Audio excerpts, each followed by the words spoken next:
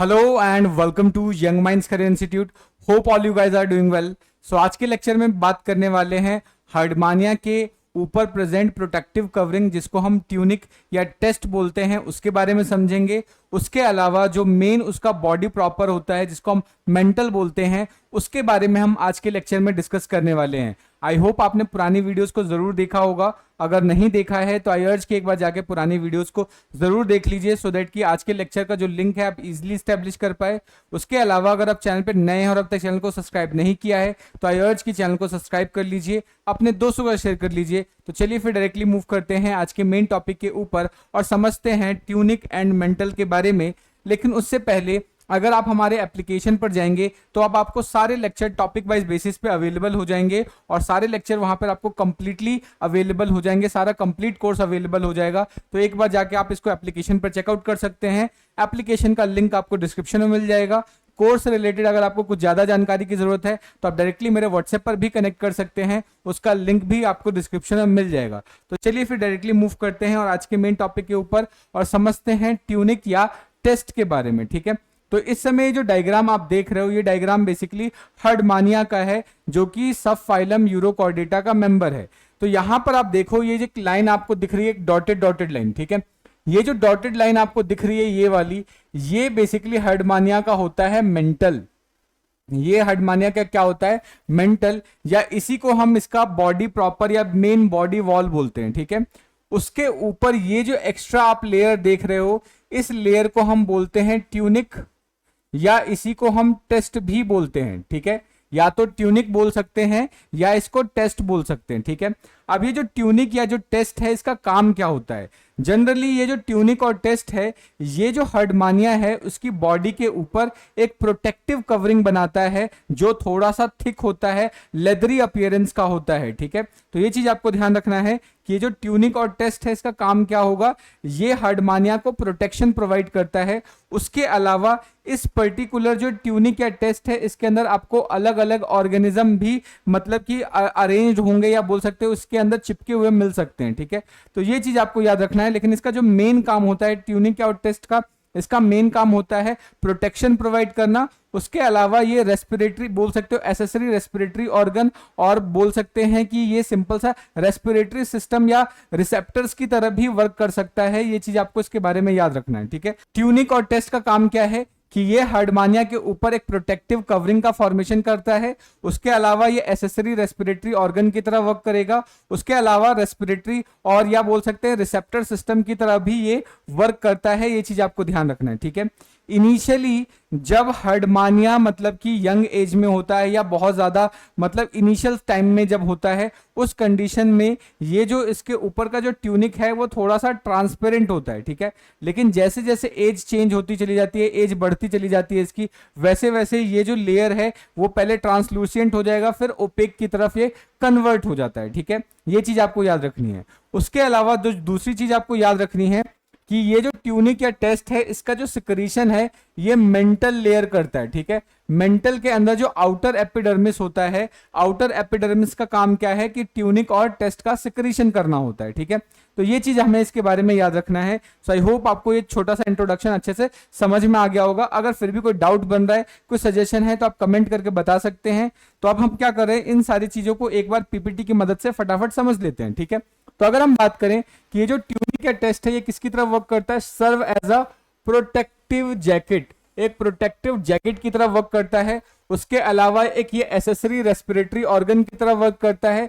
उसके अलावा एक रिसेप्टर ऑर्गन की तरह भी ये काम करता है। ये सारी चीजें आपको ध्यान रखनी है। अभी किस तरीके से एसेसरी रेस्पिरेटरी ऑर्गन की तरह वर्क करेगा, इसको अभी हम थोड़ी देर में समझेंगे। ठीक है, उसके बाद अगर आपको ध्यान रखना है कि जो ट्यूनिक और जो टेस्ट है, बेसिकली ये थिक होता है, लेदरी होता है, और ये क्या है, टाइम के साथ बाद में जाके ओपेक हो जाता है, यानी एज के साथ जाके ये ओपेक हो जाता है। इनिशियली ट्रांसपेरेंट होता है, कुछ समय के बाद ट्रांसलूसिएंट हो जाता है, और फाइनली ये क्या हो जाता है, ओपेक में कन्वर्ट हो जाता है। मींस किसके आर पार नहीं देख सकते। ठीक है, उसके अलावा ये जो ट्यूनिक है, ट्यूनिक के अंदर या जो टेस्ट है इसके अंदर आपको बहुत सारे फोल्ड्स देखने को मिलेंगे, यानी इसके अंदर आपको बहुत सारे रिंकल्स देखने को मिलेंगे। और ये रिंकल्स इसलिए डेवलप होते हैं कि जो ट्यूनिक है उसके अंदर बेसिकली क्या है, फोल्ड्स डेवलप हो जाते हैं, वो आपस में सिकुड़ जाते हैं, मुड़ जाते हैं। तो उनके मुड़ने की वजह से, फोल्ड्स की वजह से इसके अंदर आपको रिंकल देखने को मिल जाता है। तो ये चीज आपको याद रखना है। तो यही पॉइंट हमने यहाँ पे लिखा है कि ये बेसिकली इसके अंदर रिंकल्स देखने को मिलता है। और रिंकल्स बेसिकली क्यों डेवलप होता है, because of fold and depressions की वजह से डेवलप होता है। ये चीज आपको इसके बारे में याद रखना है। नेक्स्ट इंपॉर्टेंट चीज कि जो ट्यूनिक और टेस्ट है ये टाइम टू टाइम क्या होता है, शेड ऑफ होना स्टार्ट होता है, यानी टूट के गिरना स्टार्ट कर देता है। जिसको ऊपर की जो कवरिंग है टाइम के साथ धीरे धीरे वो ऊपर से लेयर इसकी टूटती चली जाती है और नीचे की तरफ गिरती चली जाती है। ठीक है, तो वो जो गिरा हुआ पार्ट है उसको मरम्मत करने के लिए, उसकी जगह को फिल करने के लिए दोबारा से जो मेंटल का जो आउटर एपिडर्मिस है वो फिर से ट्यूनिक का सिक्रीशन करता है और वो जो लॉस्ट पार्ट है उसको जाके वहां पे उसको फिल कर देता है। ठीक है, तो ये चीज आपको याद रखना है। तो यही लिखा है मैंने कि ये कंटिन्यूअसली इसके अंदर आपको वेयर ऑफ देखने को मिलता है। ठीक है, लेकिन ये जो वेयर ऑफ है इसको रिप्लेस कर दिया जाता है एपिडर्मिस के थ्रू, क्योंकि एपिडर्मिस क्या करता है, ये ट्यूनिक का सिक्रीशन करता है। ये चीज आपको याद रखना है। ठीक है, नेक्स्ट इंपॉर्टेंट चीज कि ये जो पर्टिकुलरली फुट की बात करें तो हार्डमानिया का जो फुट है वो कंप्लीटली किसका बना हुआ होता है, ट्यूनिक का बना हुआ होता है या टेस्ट का बना हुआ होता है। ये चीज आपको इसके बारे में अच्छे से याद रखनी है। ठीक है, सो आई होप आपको यहां तक की चीज अच्छे से समझ में आ रही होंगी। आई होप आपकी जो स्टडीज हैं वो भी बहुत अच्छे से चल रही होगी। अगर किसी भी टॉपिक के अंदर कोई डाउट आ रहा है, आपको कोई चीज समझ में नहीं आ रही है, अगर आप चाहते हैं कि मैं उस टॉपिक से रिलेटेड वीडियो बनाऊं तो आप वो टॉपिक मुझे कमेंट करके बता सकते हैं या इवन व्हाट्सएप भी कर सकते हैं। मैं उन टॉपिक के ऊपर जल्द से जल्द वीडियो बनाने की कोशिश करूंगा। ठीक है, आपको हमारी वीडियोस कैसी लग रही हैं, क्या ये आपके लिए हेल्पफुल है कि नहीं है, इसके अंदर किसी भी तरीके की इंप्रूवमेंट की रिक्वायरमेंट है तो वो भी आप मुझे कमेंट करके सजेशन दे सकते हैं। उन सारे इंप्रूवमेंट्स को हम अपने नेक्स्ट वीडियो के अंदर इंप्लीमेंट करने की जरूर कोशिश करेंगे। ठीक है, तो चलिए फिर आप बात करते हैं इसके बारे में। ये जो आपका पूरा का पूरा जो ट्यूनिक है, ये बेसिकली हमने ट्यूनिक का क्रॉस सेक्शन ले रखा है और उसके अंदर क्या क्या चीजें हैं उनको देखा है हमने। ठीक है, अगर हम ट्यूनिक को कट करके देखें तो जब हम ट्यूनिक को काटते हैं या टेस्ट को काटते हैं तो उसको काटते समय ऐसा फील होता है कि हमने किसी एक सॉफ्ट कार्टिलेज को काटा है। ठीक है, जैसे किसी कार्टिलेज को काटते समय हमें जो फील होता है सेम एज वैसा ही फील हमें यहाँ पर ट्यूनिक को काटने में भी होता है। मींस कि इसके अंदर का जो अरेंजमेंट होता है समवॉट कार्टिलेजिनस जैसा अरेंजमेंट होता है और इसके अंदर क्या क्या प्रेजेंट होता है उसको समझते हैं। ठीक है, तो जो ट्यूनिक और टेस्ट है इसके अंदर आपको एक तो क्लियर जिलेटिनियस मैट्रिक्स देखने को मिल जाएगा। ठीक है, यानी इसके अंदर एक मैट्रिक्स प्रेजेंट होगा और मैट्रिक्स के अंदर बहुत सारे डिफरेंट टाइप के कॉर्पोसेल्स होंगे, यानी डिफरेंट टाइप के सेल्स प्रेजेंट होंगे। उसके अलावा इंटरलेसिंग फाइबर्स प्रेजेंट होते हैं। उसके अलावा बात करें तो ब्रांचिंग ब्लड वेसल्स प्रेजेंट होंगे। उसके बाद बात करें तो कैरियस स्पाइक्यूल्स प्रेजेंट होंगे। ठीक है, तो ये पूरा का पूरा क्या है, आपका ट्यूनिक या टेस्ट का एक सेक्शन, क्रॉस सेक्शन हमने ले रखा है। इसके अंदर देखो आपको क्या क्या देखने को मिल रहा है। अंदर की तरफ एक जो डॉटेड लाइन आप देख रहे हो ये इसका मैट्रिक्स है। मैट्रिक्स के अंदर आपको अलग अलग टाइप के सेल्स देखने को मिल जाएंगे, यानी कॉर्पोस्कल्स देखने को मिल जाएंगे।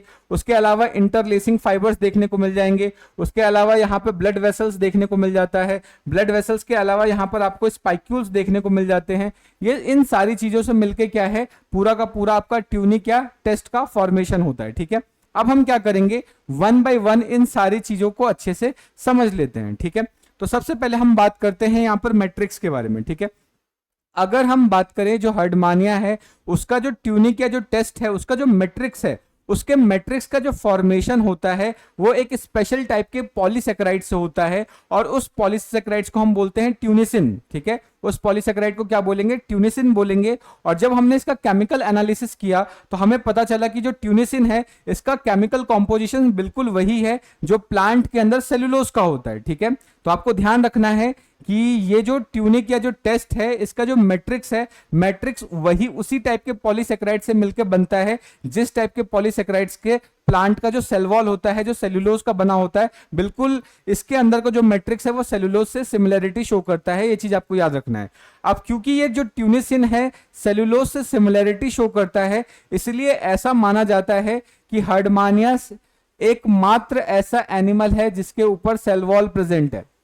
कभी कभी क्वेश्चन को घुमा के आपसे पूछ लिया जाता है कि ऐसा कौन सा एनिमल है जिसके अंदर सेल वॉल प्रेजेंट होता है। हमने पढ़ रखा है कि एनिमल्स के अंदर सेल वॉल प्रेजेंट नहीं होता, लेकिन यहां पर आपसे क्वेश्चन से को घुमा के पूछा जाता है कि ऐसा कौन सा एनिमल है जिसके अंदर सेल वॉल प्रेजेंट होता है। अब क्योंकि ये जो हर्डमानिया है, हर्डमानिया के ऊपर ये प्रोटेक्टिव कवरिंग है, और ये प्रोटेक्टिव कवरिंग किसका बना होता है? ट्यूनिसिन का बना होता है, और ट्यूनिसिन बिल्कुल सेलुलोज के जैसा है। तो बेसिकली ये इसके ऊपर एक कवरिंग है, ये सेल, अगर ये सेल मेम्ब्रेन है तो उसके ऊपर ये protective covering as a cell wall की तरह वर्क कर रहा है। और सेलुलोज, और सेल वॉल किसका बना हुआ है? सेलुलोज का।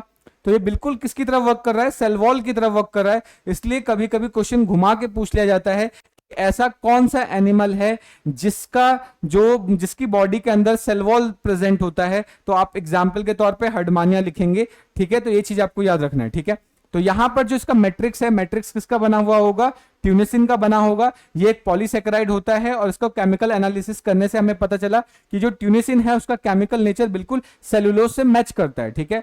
उसके अलावा यहां पर आपको कुछ टाइप के प्रोटीन्स भी देखने को मिल जाएंगे, कुछ मिनरल्स भी यहां पर देखने को मिल जाते हैं। ये चीज आपको याद रखना है, ठीक है। तो यही चीज हमने लिखा है यहां पे कि जो ट्यूनिक का जो मैट्रिक्स होता है या जो ग्राउंड सब्सटेंस होता है वो एक पॉलीसेकेराइड से मिलकर बनता है, जिसको हम ट्यूनिसिन बोलते हैं। और ट्यूनिसिन बेसिकली प्लांट सेलुलोज से सिमिलैरिटी शो करता है। और उसके अलावा, यानी ट्यूनिसिन के अलावा आपको प्रोटीन देखने को मिल सकता है और मिनरल्स भी देखने को यहां पर मिल जाता है। तो ये चीज आपको इसके बारे में अच्छे से याद रखेंगे, ठीक है। सो आई होप आपको ये जो मैट्रिक्स वाला पार्ट है वो अच्छे से समझ में आ गया होगा, ठीक है। अगर फिर भी कोई डाउट बन रहा है, कोई ऐसा पॉइंट है जो आपको समझ में नहीं आया, तो आप कमेंट करके बता सकते हैं, ठीक है। तो चलिए फिर अब आगे बात करते हैं। नेक्स्ट आप बात करते हैं कॉर्पोस्कल्स। कॉर्पोस्कल्स का मतलब है कि यहां पर पाए जाने वाले डिफरेंट डिफरेंट टाइप के सेल्स, ठीक है। तो अगर हम बात करें कि जो ट्यूनिक या जो ट्यूनिसिन है, ठीक है, जो ट्यूनिक है, जो आपने अभी हमने देखा कि जो ट्यूनिक या टेस्ट है उसके अंदर जो मैट्रिक्स है, उसके मैट्रिक्स के अंदर अलग अलग टाइप के कॉर्पोस्कल्स या जो सेल्स है वो उसके अंदर धसे हुए होते हैं, एम्बेडेड होते हैं, ठीक है। तो हमें देखने को मिलता है, जब उसको हम ध्यान से देखते हैं तो हमें ऑलमोस्ट 7 टाइप के सेल्स देखने को यहाँ पर मिल जाते हैं, ठीक है। यहाँ पर हमें 7 डिफरेंट टाइप के सेल्स देखने को मिल जाते हैं, जिसमें से सबसे पहला है लार्ज इओसिनोफिलस सेल्स, ठीक है। पहला क्या है? लार्ज इओसिनोफिलस सेल्स, ठीक है। तो ये जो आप सेल देख रहे हो इसको हम बोलते हैं लार्ज इओसिनोफिलस सेल। अब इस सेल में क्या होगी सबसे खास बात कि ये सबसे कम, ज्यादा अमाउंट में नहीं पाए जाते, उसके अलावा साइज में बड़े होते हैं और न्यूक्लियस इसका ऑलमोस्ट सेंटर पे होता है। और नेक्स्ट इंपॉर्टेंट चीज कि अगर हम इसको इओसिन डाई से अगर कलर करते हैं तो ये रेड कलर अपीयर करता है या रेड कलर शो करता है। ये चीज आपको इसके बारे में याद रखना है, ठीक है। तो यहां पर क्या है, ये स्फेरिकल शेप के होंगे। उसके अलावा अगर हम इसको इओसिन से डाई करते हैं या इसको स्टेन करते हैं तो बेसिकली हमें ब्राइट रेड कलर देखने को मिल जाता है। और इसके जो नंबर्स होते हैं वो कुछ ही नंबर्स होते हैं, ज्यादा नंबर हमें यहाँ पर शो नहीं होता। ये चीज आपको ध्यान रखना है, ठीक है। उसके अलावा जो दूसरा सेल है वो है स्मॉल अमीबॉइड सेल्स। अगर हम स्मॉल अमीबॉइड सेल्स की बात करें तो इसका क्या है, कोई पर्टिकुलर शेप नहीं होता, इररेगुलर शेप का होता है, ठीक है। यानी जैसे अमीबा होता है इररेगुलर शेप का, वैसा ये भी क्या होगा, इररेगुलर शेप का होता है। ये चीज आपको याद रखना है, ध्यान रखना है। जितने भी हम कॉर्पोस्कल्स की बात कर रहे हैं ये सारे के सारे ट्यूनिक या टेस्ट के मैट्रिक्स के अंदर प्रेजेंट होते हैं, ठीक है। ये चीज आपको याद रखना है। तो ये कैसा होगा, स्मॉल होगा, इररेगुलर शेप का सेल होता है और इसका किसी भी तरीके का कोई फिक्स फॉर्म नहीं होता, अमीबॉइड शेप का होता है। तो ये चीज हम इसके बारे में अच्छे से याद रखेंगे। नेक्स्ट अब हम बात करते हैं स्मॉल इओसिनोफिलस सेल। अगर हम स्मॉल इओसिनोफिलस सेल्स की बात करें तो ये डायग्राम है आपका स्मॉल इओसिनोफिलस सेल की, ठीक है। तो यहां पर आप देखेंगे कि इसका एक तो साइज छोटा होता है, उसके अलावा जो इसका न्यूक्लियस है किसी एक साइड में प्रेजेंट होता है, सेंटर में इसका न्यूक्लियस नहीं होता। तो किसी एक साइड में अगर न्यूक्लियस प्रेजेंट है तो ऐसे न्यूक्लियस को हम इसेंट्रिक न्यूक्लियस बोलते हैं, ठीक है।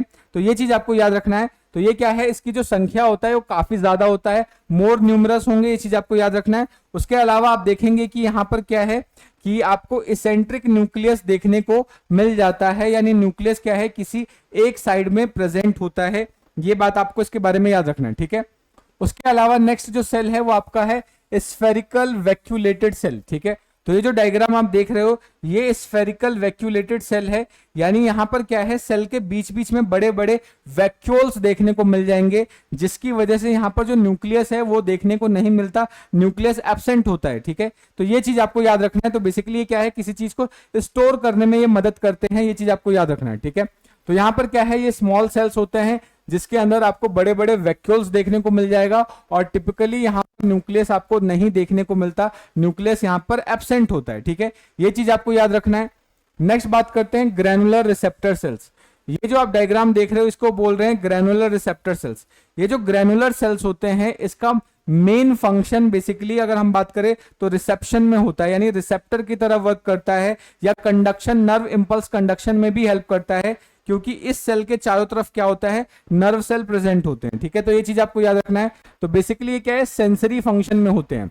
ये जो आपके ग्रैनुलर रिसेप्टर सेल्स हैं इनका काम क्या होता है, ये सेंसरी सेल्स की तरह वर्क करते हैं, क्योंकि इनके चारों तरफ नर्व सेल्स प्रेजेंट होंगे, ये चीज आपको याद रखना है। उसके अलावा क्या है, the cells are less abundant and are surrounded by nerve fiber, यानी इन सेल्स के जो नंबर्स होते हैं, जो ग्रैनुलर सेल्स हैं उनकी जो संख्या होती है कम होती है, और इनके चारों तरफ क्या है, नर्व सेल्स प्रेजेंट होते हैं, ये चीज आपको याद रखना है। ठीक है, उसके अलावा क्या है, आपको कुछ नर्व ब्रांच सेल्स देखने को मिल जाएंगे, यानी कुछ इस तरीके के नर्व सेल्स देखने को मिल जाएंगे, जिसके अंदर लगभग 2 से 6 डेंड्राइट्स देखने को मिलता है। यानी इस तरीके से ये बीच वाला साइटोन होता है और साइटोन से इस तरीके से निकलने वाला जो प्रोसेस होता है इसको हम डेंड्राइट्स बोलते हैं। ठीक है, तो यहां पर हमें क्या है, 2 से 6 लॉन्ग डेंड्राइट्स देखने को मिलता है, और ये बेसिकली सेंसरी फंक्शन में हेल्प करेगा, ये चीज आपको याद रखना है। इसका काम क्या है, जो भी स्टिमुलस है उसको कम्युनिकेट करने का काम करता है, यानी क्या करेगा, रिसेप्टर वाले पार्ट से सिग्नल को पिक करेगा और उसको क्या है, टेस्ट के या ट्यूनिक के डिफरेंट डिफरेंट पार्ट तक ट्रांसमिट करने का काम करता है, ये चीज आपको याद रखना है। ठीक है, उसके अलावा एक आपको स्क्वैमस एपिथेलियल सेल्स भी यहां पर देखने को मिल जाते हैं। ठीक है, ये सारे सेल्स मिलकर बेसिकली क्या करते हैं, एक पर्टिकुलर शेप प्रोवाइड करने का काम करते हैं, बेसिकली एक प्रॉपर ओरिएंटेशन प्रोवाइड करने का काम करते हैं ट्यूनिक या टेस्ट को, ये चीज आपको इसके बारे में याद रखना है। ठीक है, नेक्स्ट अब बात करते हैं जो नेक्स्ट कंपोनेंट है यहाँ पर पूरा ट्यूनिक का, वो है इंटरलेसिंग फाइबर्स। इंटरलेसिंग फाइबर्स का मतलब क्या होता है, ऐसे फाइबर्स जो एक दूसरे से जुड़े हुए होते हैं, ऐसे फाइबर्स को हम क्या बोलते हैं, इंटरलेसिंग फाइबर्स बोलते हैं। ठीक है, अब ये बेसिकली जो इंटरलेसिंग फाइबर है ये क्या है, एक फाइन नेटवर्क बनाता है। ठीक है, एक बिल्कुल फाइन नेटवर्क बना देगा, यानी पूरे जो ट्यूनिक या टेस्ट के अंदर पूरी तरीके से फैला हुआ होता है, एक नेटवर्क का फॉर्मेशन करने का काम करता है। ठीक है, तो ये चीज आपको इसके बारे में याद रखना है। उसके अलावा क्या है, यहां पर आपको स्मूथ मसल फाइबर भी, ये किसकी तरह स्मूथ मसल फाइबर हो गया, या उसके अलावा ये नर्व फाइबर से भी रिजेंबलेंस शो करता है, ये चीज आपको इसके बारे में अच्छे से याद रखनी है। ठीक है, नेक्स्ट अब हम बात करते हैं ब्लड वेसल्स की। ठीक है, तो यहां पर भी हम देखने को मिलेगा जो ट्यूनिक और जो टेस्ट है उसके अंदर हमें देखने को मिलेगा बहुत सारे ब्लड वेसल्स हैं जो एक दूसरे से आपस में कनेक्टेड होते हैं। ठीक है, उस कनेक्शन की वजह से यहां पर ऊपर की तरफ हमें बड़े बड़े यहां पे इस तरीके से नोब लाइक स्ट्रक्चर्स देखने को मिलते हैं, और इस नोब लाइक स्ट्रक्चर को हम बोलते हैं वेस्कुलर एम्पुली। ठीक है, अब ये जो वेस्कुलर एम्पुला है या वेस्कुलर एम्पुली है, ये हर्डमानिया का एक डिस्टिंक्टिव कैरेक्टर होता है या एक स्पेशल कैरेक्टर होता है। ठीक है, इस नोब की वजह से जो भी ब्लड कॉर्पोसेल्स है वो यहां पर आके इकट्ठे हो जाते हैं, और उसकी वजह से यहां पर इसको पिंकिश अपीयरेंस शो करता है, ये चीज आपको इसके बारे में याद रखना है। ठीक है, तो अगर हम इसकी बात करें तो जितने ब्लड वेसल्स हैं वो एक एनास्टोमोइजिंग सिस्टम का फॉर्मेशन करते हैं। एनास्टोमोइजिंग का मतलब क्या होता है, जब एक ब्लड वेसल दूसरे ब्लड वेसल से आपस में कनेक्टेड होता है तो उसको हम एनास्टोमोइजिंग सिस्टम बोलते हैं। ठीक है, तो ये चीज आपको इसके बारे में याद रखना है। उसके अलावा यहां पर आपको न्यूमरस ब्रांचेस देखने को मिलता है जो कि सरफेस की तरफ ऊपर जाते हैं और एक टर्मिनल नोब या एम्पुला का फॉर्मेशन करते हैं। ठीक है, और ये जो टर्मिनल नोब और एम्पुला है इसके अंदर ब्लड फिल होने की वजह से ये रेड पैचेस का फॉर्मेशन करते हैं, ये चीज आपको याद रखना है। ठीक है, अब ये जो एम्पुला है, ये ampulla basically accessory respiratory organ की तरह भी वर्क करता है, उसके अलावा रिसेप्टर ऑर्गन की तरह वर्क करता है, क्योंकि इसके आसपास नर्व सेल प्रेजेंट होते हैं। ठीक है, तो ये चीज आपको ध्यान रखना है कि जो वेस्कुलर एम्पुला है, वेस्कुलर एम्पुला का फॉर्मेशन कैसे होता है, ब्लड वेसल्स के थिकनिंग की वजह से ब्लड वेसल्स क्या है, एक बल्ब लाइक स्ट्रक्चर या नॉब लाइक स्ट्रक्चर का फॉर्मेशन कर देता है, जिसके अंदर ब्लड बेसिकली क्या है, आरबीसी जाके फिल हो जाता है, जिसकी वजह से रेड पैचेस का फॉर्मेशन होता है। अब क्योंकि यहाँ पे ब्लड फिल्ड है तो यहाँ पे गैसेज एक्सचेंज हो सकता है, इसलिए ये क्या है, रेस्पिरेटरी एसेसरी रेस्पिरेटरी ऑर्गन की तरह वर्क करता है और एज अ रिसेप्टर की तरह भी वर्क करता है, क्योंकि इसके आसपास नर्व सेल भी प्रेजेंट होते हैं। ठीक है, तो ये चीज आपको इसके बारे में अच्छे से याद रखना है। ठीक है, नेक्स्ट अब बात करते हैं स्पाइक्यूल्स। अब क्या होता है कि जो ट्यूनिसिन है या जो ट्यूनिक या टेस्ट है उसके अंदर आपको अलग अलग टाइप के स्पाइक्यूल्स देखने को मिलते हैं, ठीक है। यानी यहाँ पर दो टाइप के आपको स्पाइक्यूल्स देखने को मिल जाएंगे, एक को बोलते हैं मेगा स्क्लेरीज और दूसरे को बोलते हैं माइक्रो स्क्लेरीज, ठीक है। तो अगर हम किसी एक स्पाइक्यूल को ध्यान से देखें तो हमें एक इलोंगेटेड स्ट्रक्चर देखने को मिलता है, जिसके अंदर यहाँ पर हमें इस तरीके से रिंग लाइक स्ट्रक्चर्स देखने को मिलता है, और इन रिंग लाइक स्ट्रक्चर्स के ऊपर इस तरीके से स्पाइंस या स्पाइंस प्रेजेंट होते हैं, और सारे स्पाइंस एक ही डायरेक्शन में अरेंज होते हैं, ठीक है। तो हम क्या देख रहे हैं कि स्पाइक्यूल्स के ऊपर इक्वल डिस्टेंस पे हमें रिंग लाइक स्ट्रक्चर देखने को मिल रहा है, और हर एक रिंग लाइक स्ट्रक्चर में क्या है, स्पाइंस निकले हुए होते हैं, और सारे स्पाइंस एक ही डायरेक्शन में अलाइन होते हैं। ये चीज आपको इसके बारे में याद रखना है, ठीक है।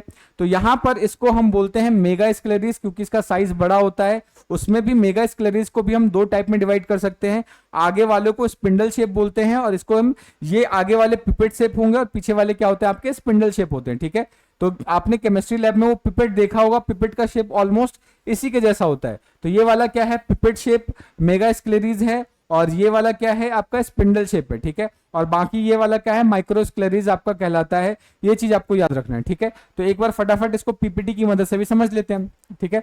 तो अगर हम बात करें जो हर्डमानिया है, उसके अंदर आपको large number of calcareous spicules देखने को मिलता है। कैलकेरियस का मतलब जो कैल्शियम कार्बोनेट का बना हुआ हो, ठीक है। तो यहाँ पे जो स्पाइक्यूल होता है वो कैल्शियम कार्बोनेट का बना हुआ होता है, ये चीज आपको याद रखना है, ठीक है। उसके अलावा क्या है कि हर एक स्पाइक्यूल के ऊपर इक्वल डिस्टेंस में आपको रिंग देखने को मिलता है, जिसके ऊपर छोटे छोटे कांटे लगे हुए होते हैं, स्पाइंस प्रेजेंट होते हैं, और ये पूरा का पूरा सेम डायरेक्शन में पूरे स्पाइक्यूल्स के लेंथ पर डिवाइडेड होता है, डिस्ट्रीब्यूटेड होता है। ये बात आपको याद रखना है, ठीक है। नेक्स्ट बात करते हैं, अब ये जो स्पाइक्यूल्स है इसको दो पार्ट में डिवाइड कर सकते हैं, एक होगा मेगा स्क्लेरीज और एक है माइक्रो स्क्लेरीज, ठीक है। तो अगर हम मेगा स्क्लेरीज की बात करें तो ये क्या है, लार्ज साइज के स्ट्रक्चर्स होते हैं, ये चीज आपको याद रखना है, और ये बॉडी के हर एक पार्ट पे प्रेजेंट होता है सिवाय हार्ट के, ठीक है। हार्ट को अगर छोड़ दें तो मेगा स्क्लेरीज पूरे बॉडी पे प्रेजेंट होगा, ये बात आपको अच्छे से ध्यान रखना है। और यहाँ पर मेगा स्क्लेरीज के दो पार्ट होते हैं, या इसको दो पार्ट में डिवाइड कर सकते हैं, एक है पिपेट शेप, आगे वाला जो दिख रहा है इसको बोलते हैं पिपेट शेप मेगा स्क्लेरीज, ठीक है। तो इसकी जो लेंथ होती है ऑलमोस्ट अराउंड 3.5 mm तक होती है, चीज आपको ध्यान रखना है। ये पूरा स्ट्रेट हो सकता है या कर्व हो सकता है, लेकिन दोनों एंड्स पे पॉइंटेड होता है, ये चीज आपको याद रखना है। उसके अलावा अगर हम बात करें कि ये एक लार्ज स्फेरिकल स्वेलिंग शो करता है बीच में, इस तरीके से बीच में यहाँ पर स्वेलिंग शो करता है, जिसकी वजह से इसका जो अपीयरेंस है वो पिपेट शेप का होता है, इसलिए इसको हम क्या बोलते हैं, पिपेट शेप स्पाइक्यूल्स बोलते हैं, ठीक है। नेक्स्ट अगर हम बात करें तो दूसरा है स्पिंडल शेप, ये वाला जो आप देख रहे हो ये क्या है, स्पिंडल शेप, ठीक है। तो इसकी जो लेंथ है लगभग 1.5 से 2.5 mm हो सकती है, ये चीज आपको याद रखना है। उसके अलावा क्या है कि ये बेसिकली पिपेट से भी ज्यादा कॉमनली प्रेजेंट होता है, और ये जहां पर भी होगा बंडल्स में प्रेजेंट होगा, ग्रुप में प्रेजेंट होगा, गुच्छों में प्रेजेंट होगा, ठीक है। उसके अलावा क्या है, इनके ऊपर लगभग 20 से 60 इक्वली डिस्टेंस पे रिंग्स प्रेजेंट होती है, यानी इसके अंदर टोटल 20 से लेके 60 इस तरीके से रिंग प्रेजेंट हो सकती है, ये चीज आपको इसके बारे में याद रखना है, ठीक है। नेक्स्ट अब बात करते हैं माइक्रोस्क्लेरीज। अगर माइक्रोस्क्लेरीज की बात करें तो माइक्रोस्क्लेरीज का जो डायग्राम होता है, जो स्ट्रक्चर होता है, वो बिल्कुल आप बोल सकते हो कि जो पेपर पिन होता है, पेपर पिन के जैसा होता है, जहां पर एक उसका हेड होता है और पीछे की तरफ स्पाइंस प्रेजेंट होते हैं, और यहाँ पर जो छोटे छोटे रिंग्स होंगे उनके जो नंबर्स होते हैं काफी कम होते हैं, ठीक है। ये चीज आपको याद रखना है। तो इनका जो साइज होता है काफी छोटा होता है, लगभग 40 से 80 माइक्रोन का होता है, ठीक है। उसके अलावा क्या है, ये जो आपके माइक्रोस्क्लेरीज है ये सिर्फ और टेस्ट में ही प्रेजेंट होंगे, उसके अलावा और कहीं देखने को नहीं मिलते, ठीक है। और इनका जो शेप है पेपर पिन के जैसा दिखता है, ये चीज आपको याद रखना है, जिसके अंदर क्या होगा, एक राउंडेड हेड होगा और नीचे की तरफ एक टेपरिंग बॉडी होगी, यानी ऊपर से गोल होगा और नीचे की तरफ से इस तरीके से टेपरिंग बॉडी होती है, ये चीज आपको याद रखना है। उसके अलावा अगर हम बात करें तो इसके अंदर लगभग 5 से लेके 20 equidistant ring of spines present होगा। तो इसके अंदर टोटल कितने रिंग्स प्रेजेंट हो सकते हैं, 5 से लेके 20 रिंग्स प्रेजेंट हो सकते हैं। तो ये चीज आपको अच्छे से याद रखनी है, ठीक है। सो आई होप आपको ये जो स्पाइक्यूल वाला पार्ट है वो अच्छे से समझ में आ गया होगा। अगर फिर भी कोई डाउट बन रहा है, कोई सजेशन है, कोई ऐसा पॉइंट है जो समझ में नहीं आया, तो आप कमेंट करके पूछ सकते हैं, ठीक है। अब हम बात करते हैं यहाँ पे फंक्शन ऑफ स्पाइक्यूल्स की, जो स्पाइक्यूल्स है उसका फंक्शन क्या होता है उसको समझने की कोशिश करते हैं, ठीक है। तो अगर हम स्पाइक्यूल्स की बात करें तो स्पाइक्यूल्स वेरियस टाइप के फंक्शंस को परफॉर्म करता है, ठीक है, जिसमें से आ जाता है सपोर्ट का सबसे पहला काम। अब ये जितने भी स्पाइक्यूल्स है ये कैल्शियम कार्बोनेट के बने हुए होते हैं, तो समवट ये क्या है कि हर्डमानिया के एंडोस्केलेटन का फॉर्मेशन करते हैं या एंडोस्केलेटन के जैसा ये वर्क करना स्टार्ट करते हैं, ये चीज आपको याद रखनी है। उसके अलावा ये अटैचमेंट प्रोवाइड करते हैं, ठीक है, यानी ये क्या करते हैं कि मेंटल को ट्यूनिक के साथ अच्छे से जोड़ के रखते हैं, फर्मली अडेयर करके रखते हैं, फर्मली अटैच करके रखने का काम होता है इनका, ये आपको याद रखना है, ठीक है। उसके अलावा सर्कुलेशन में हेल्प करते हैं, ये बेसिकली क्या करते हैं, ब्लड वेसल्स को अच्छे से स्टिफ कर देते हैं, टाइट कर देते हैं, इसकी वजह से इनको कोलैप्स होने से रोकने का भी काम करते हैं, ठीक है। उसके अलावा ये प्रेडेटर से भी बचाने का काम करते हैं, तो ये चीज आपको इसके बारे में याद रखनी है, ठीक है। तो ये जो सारा का सारा था ये किसके बारे में था, ये ट्यूनिक या टेस्ट के बारे में था। अब हम बात करते हैं मेन बॉडी के बारे में या मेन बॉडी प्रॉपर के बारे में बात करते हैं, जिसको हम मेंटल बोलते हैं, ठीक है। अब ये जो मेंटल है, मेंटल क्या होगा, ट्यूनिक के जस्ट नीचे प्रेजेंट होता है, ठीक है, ट्यूनिक के नीचे प्रेजेंट होता है। और अगर हम बात करें तो जो मेंटल होता है वो इवनली अरेंज नहीं होता, या जो उसका जो स्ट्रक्चर है वो एक जैसा नहीं होता, ठीक है। अगर हम बात करें जो एंटीरियर और डोर्सल पॉइंट पे मेंटल क्या होता है, थोड़ा थिक होता है, लेकिन अगर वही हम पोस्टीरियर और वेंट्रल साइड की बात करें तो बहुत ज्यादा थिन होता है, ट्रांसपेरेंट होता है, यानी नीचे की साइड इतना ज्यादा ट्रांसपेरेंट होता है कि हम अंदर से जो इंटरनल ऑर्गन्स है उसको भी आसानी से देख सकते हैं, ठीक है। अभी जो मेंटल है, बेसिकली मेंटल अगर बात करें तो 3 लेयर से मिलकर बनता है, जिसमें से पहला है आउटर एपिडर्मिस, फिर मेसेनकाइम आ जाता है, और सबसे अंदर वाली जो लेयर है वो इनर एपिडर्मिस कहलाती है, ठीक है। तो हम क्या करेंगे, 1 बाय 1 सारी लेयर्स के बारे में डिस्कस करेंगे, और सारी लेयर्स में क्या क्या चीजें प्रेजेंट होती है उसको भी समझने की कोशिश करेंगे, ठीक है। तो सबसे पहले हम बात करते हैं आउटर एपिडर्मिस की, ठीक है। तो आउटर एपिडर्मिस एक सिंगल लेयर होता है, ये चीज आपको ध्यान रखना है, जिसके अंदर आपको फ्लैट हेक्सागोनल सेल्स देखने को मिल जाते हैं, ठीक है। अब ये लेयर बहुत ज्यादा इंपॉर्टेंट है, क्योंकि ये एक इंपॉर्टेंट फंक्शन परफॉर्म करता है, और वो इंपॉर्टेंट फंक्शन क्या है कि ये जो आउटर एपिडर्मिस है मेंटल का, वही ट्यूनिक या टेस्ट का सिक्रीशन करता है, जो कि पूरा का पूरा प्रोटेक्टिव कवरिंग का फॉर्मेशन करता है। तो ये एक बहुत इंपॉर्टेंट फंक्शन है, और यहां से क्वेश्चन बन जाते हैं, तो इस वाले पॉइंट को हमें स्पेशली याद रखना है, ठीक है। नेक्स्ट अगर हम बात करें फीचर्स की, तो यहां पर क्या है कि जो ब्रेंकियल और एट्रियल अपर्चर है, ठीक है, ब्रेंकियल और एट्रियल अपर्चर, जो यहां पर ये ब्रेंकियल और एट्रियल अपर्चर है, यहां पर ये जो मेंटल है, ये जो आउटर एपिडर्मिस है वो अंदर की तरफ ऐसे मुड़ जाता है, और मुड़ने के बाद 2 स्पेशल स्ट्रक्चर्स का फॉर्मेशन करता है, जिसको स्टोमोडियम और प्रोटोडियम भी बोलते हैं। ये भी आपको याद रखना है कि जो मेंटल है, ठीक है, जो मेंटल का जो आउटर एपिडर्मिस है वो आपके ब्रेंकियल अपर्चर और एट्रियल अपर्चर के बाद अंदर की तरफ मुड़ते हैं, और मुड़ने के बाद ये 2 स्पेशल स्ट्रक्चर्स का फॉर्मेशन कर देते हैं, ठीक है। तो ये नाम आप याद रखेंगे। नेक्स्ट आप बात करते हैं मेसेनकाइम। मेसेनकाइम क्या है, मिडिल लेयर है, और ये मेसोडर्मल ओरिजिन का होता है, ये चीज आपको याद रखना है। तो ये क्या है, मेसोडर्मल ओरिजिन का होगा, ये बात आपको याद रखना है। कॉम्पोजिशन की बात करें तो इसके अंदर आपको बहुत सारे कनेक्टिव टिश्यूज देखने को मिल सकते हैं, नर्व फाइबर हो गया, मसल फाइबर्स हो गया, उसके अलावा एक्सटेंसिव ब्लड साइनसेस हो गया, ये सारी चीजें आपको मेसेनकाइम के अंदर देखने को मिल जाएगी। उसके अलावा मेसेनकाइम क्या है, 3 टाइप के मसल से मिलकर बनता है, जिसमें से जो सबसे पहला मसल होता है इसको हम एनुलर मसल बोलते हैं, ठीक है। अभी जो एनुलर मसल है ये आपके ब्रेकियल साइफन और एट्रियल साइफन के ऊपर प्रेजेंट होता है। एनुलर का मतलब रिंग के शेप का, तो इस तरीके से यहाँ पर ये इस तरीके से यहाँ पर ये मसल एनुलर मसल्स प्रेजेंट होंगे, और इन मसल्स का काम क्या होता है, एट्रियल साइफन और ब्रेंकियल साइफन को ऐसे कॉन्ट्रैक्ट करने का काम करते हैं, ठीक है। तो ये बेसिकली क्या होता है, सर्कुलर रिंग लाइक स्ट्रक्चर्स होते हैं, जो कि आपके साइफन्स के चारों तरफ प्रेजेंट होंगे, और इसका काम क्या है कि साइफन्स को कॉन्ट्रैक्ट करने में ये हेल्प करेंगे, ये चीज आपको याद रखना है, ठीक है। उसके अलावा है आपका लॉन्गिट्यूडनल मसल्स।